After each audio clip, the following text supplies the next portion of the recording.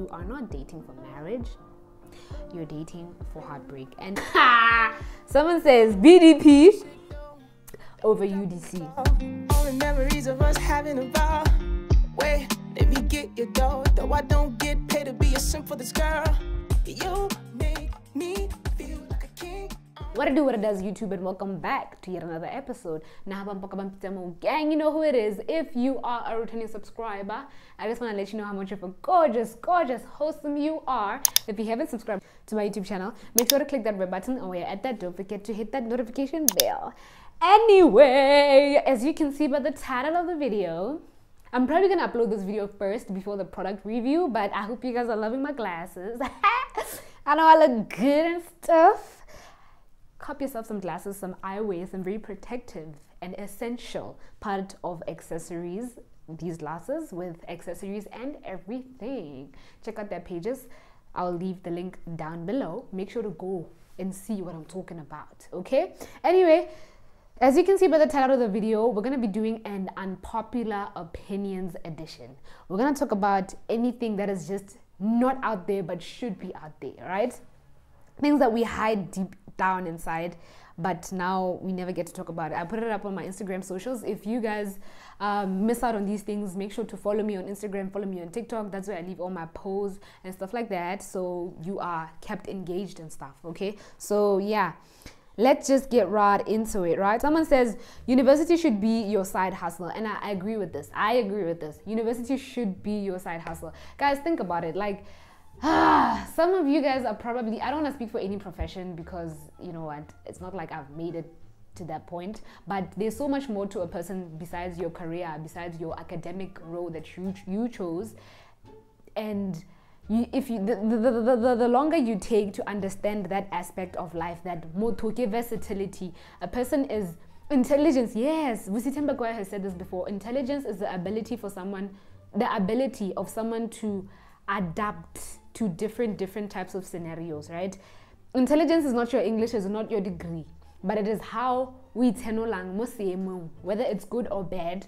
How do you get yourself out of that situation and make money out of it? Okay, so if you have hidden talents, if you have hidden abilities that could make you those coins, hidden passions that you didn't know about that you just need to tap into, or even if it's not passion, something that you're really good at, or something that you can find to keep yourself consumed so you get confident in it and then become competent in it. That's how you capitalize, right?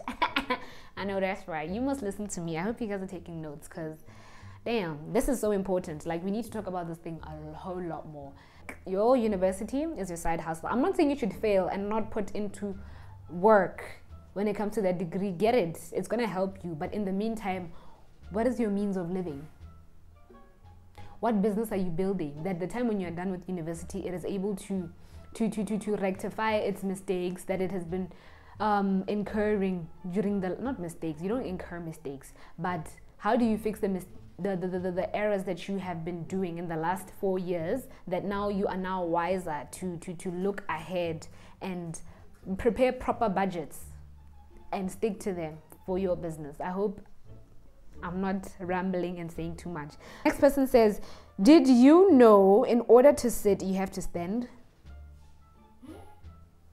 Really? Okay. In order for me to sit, I have to stand. No, but I can. I didn't realize that. In order for you to sit, you have to stand. No, I think you're right. Because the action of sitting is you coming down from up there to down here. So I guess you're right on that one. Oh no, they're saying 2 things in life are guaranteed: work and death. And do we actually talk about this? Damn, that's actually a pretty good thing to bring up.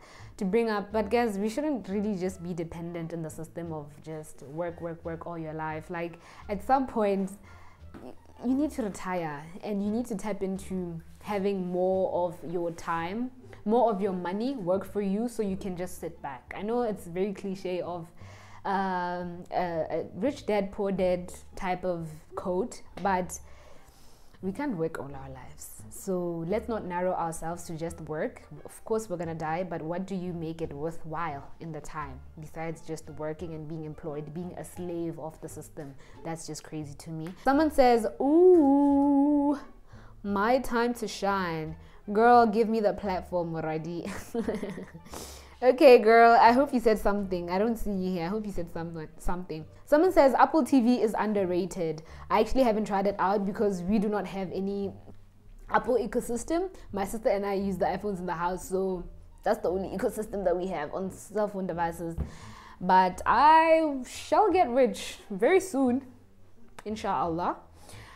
I will get the money and I will definitely try it out. I've actually, guys, is it really worth it though to get yourself a MacBook and iPad at the same time and then an Apple Watch? Like, is the ecosystem really worthwhile?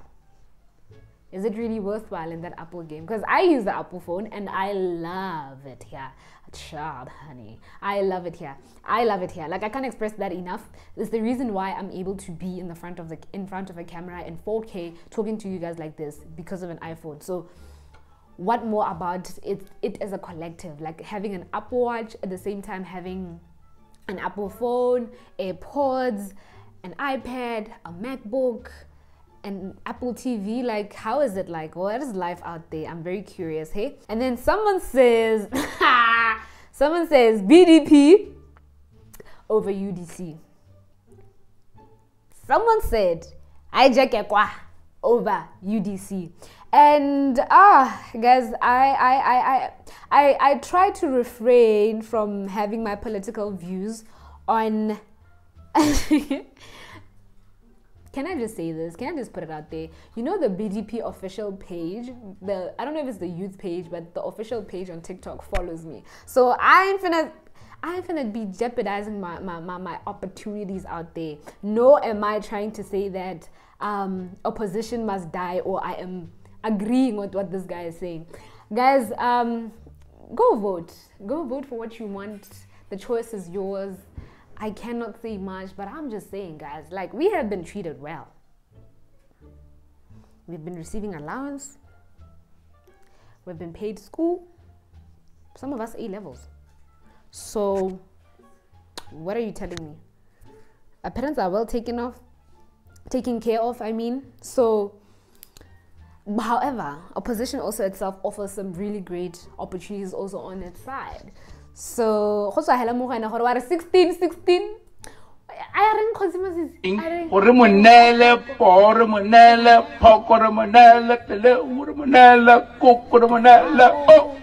Whatever that president, someone is literally, I saw a video of, I think his name is Hydro Tabo or something like that, the one who was on Date My Family back then, right?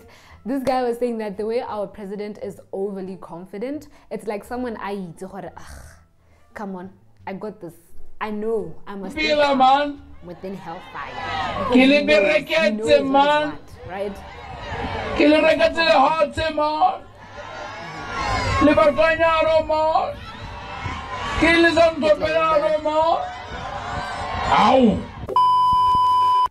Ooh, someone says that bullying in school is important, necessary. Hey. Whew. Yeah, I think if you try to be the bigger person and really understand the character development that happens to someone that is on the receiving end of the bullying, the thing is, it's either it crushes you and makes you the person that is just far from even an at least good version of yourself, but there's someone that actually thrives from the bullying at the end of the day. Like, at their destiny, they are meant to thrive from what they had been through bullying. But there's no how I can say that bullying is, I advocate for bullying. No, there's no way I can do that, because guys, we go through a lot. Some of the things are physical, and especially if you like on the girl side as well, there's so much that you can be bullied for, and we're just supposed to be okay with it. Like, I remember growing up, I still am a skinny girl. Like, okay, now I've gained a bit of weight. Like, it's not bad. I'm just petite. But I used to be a skinny girl. So imagine I'm referring to myself as petite now that I've gained weight. So what more about back then? I used to be a skinny girl. And being a skinny boy at that age is just okay. It's normal. But being a skinny girl Like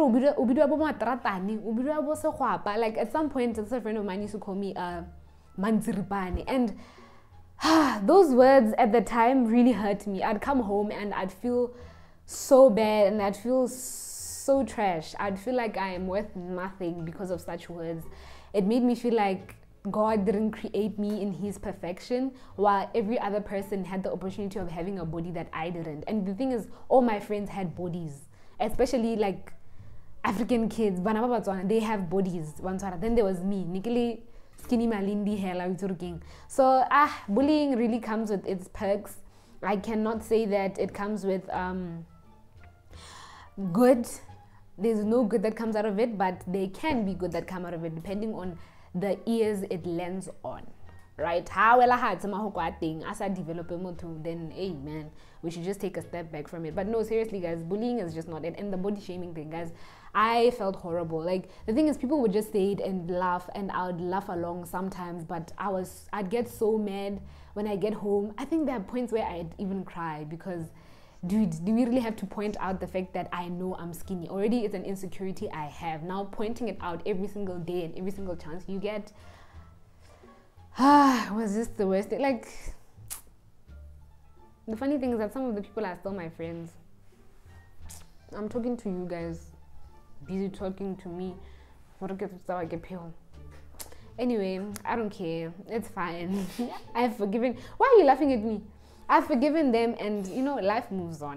And then, okay, Mama, close the door, please. Okay, let my mom go first before I talk about this one. Okay, let's go to the other one. Someone says that Beyonce is overrated. Beyonce, come this side. Show them your face. Beyonce, like Beyonce overrated how? How? I'm not gonna say much on it because I'm a Beyonce fan, because I'm gonna be biased either way. It's enough. I'm gonna be biased either way. I knew that Beyonce is the GOAT she thinks she is when she had that whole Dubai drunken love, I'll put it here, her drunken love performance. So she's a queen, my sister. Oh, hail the queen. Like, I don't know what you mean. I don't know. What do you mean? Do you mean vocally, or I don't know, business? Or all the otherwise? I want to understand what you mean. And then the other person says, if you're not dating for marriage, you're dating for heartbreak. Somebody says, unpopular opinion. Someone says, if you are not dating for marriage, you're dating for heartbreak. And it's very much self-explanatory.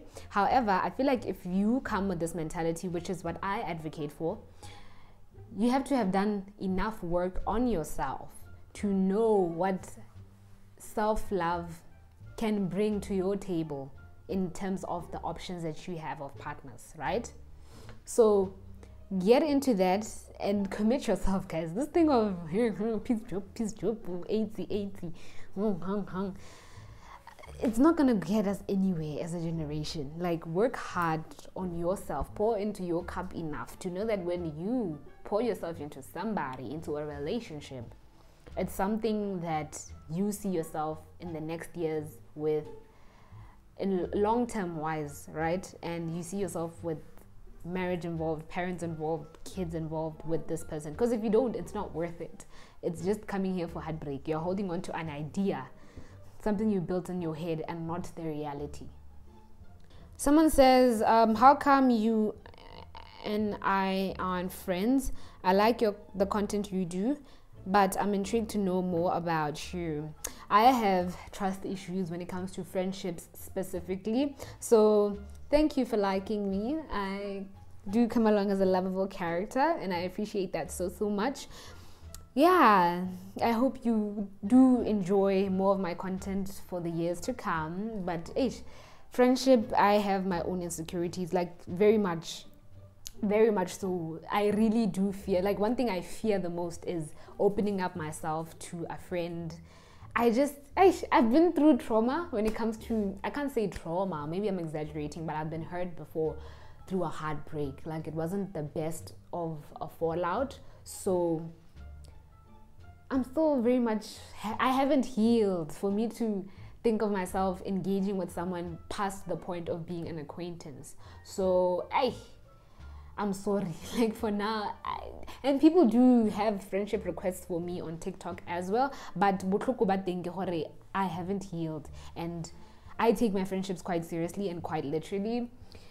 I take them as if, you know, a relationship that I have with a friend of mine. So it's painful, like for me to open up my arms and welcome you with warm arms, you know.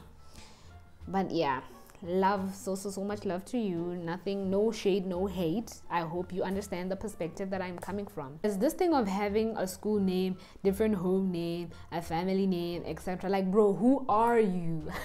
Who are you, bro? Like, bruh. I really understand what this person is saying. Unpopular opinion, but I'm called Moradi at home. At school, I'm called my middle name.